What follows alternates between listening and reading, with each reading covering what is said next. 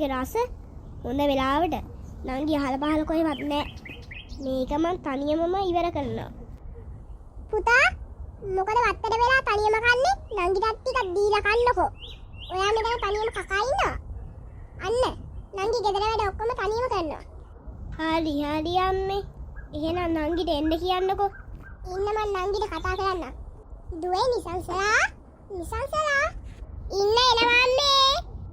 අන්න මං ආවා. එහෙනම් දෙන්නත් එක්ක එකතු වෙලා මේක කන්නලකෝ. මම යනවා. ආනංගි මේකෙන් භාගයක් ගන්නකෝ. කෝ දෙන්නකෝ. දෙන්න. මං ගිහින් මේ කප් එකට දාගන්නම්. මෙන්න. මෙන්න අයියේ. නංගි මේකේ මොනවත් අඩු වෙලා නැහැනේ. ඇයි ඔයා කන්නේ නැද්ද? නෑ අයියේ මට කන්න බෑ වගේ. මේ මොකක්ද යකෝ මේ උනේ? ඒ කියන්නේ දෙයියෝ මගේ මූණ බලලා. අද එහෙනම් මේක මට තනියම කන්න පුළුවන්. යේ! ආයේ.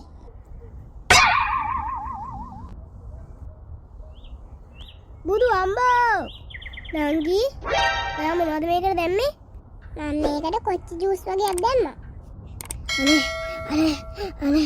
අනේ නංගි ඉක්මනට වතුර ටිකක් අරන් එන්නකෝ. අම්බෝ මට කඩදැවිල්ලයි. අනේ ඉන්නකෝ. මෙන්න අයියේ. කෝ දෙන්න. මේකේ අමුතු රහක් එනවා. ඔයා මේකට කොච්චි එහෙම දැම්මේ නෑනේ. නෑ අයියේ මම ඕකට රින්ස පැකට් එකක් විතරයි දැම්මේ. මොකක්?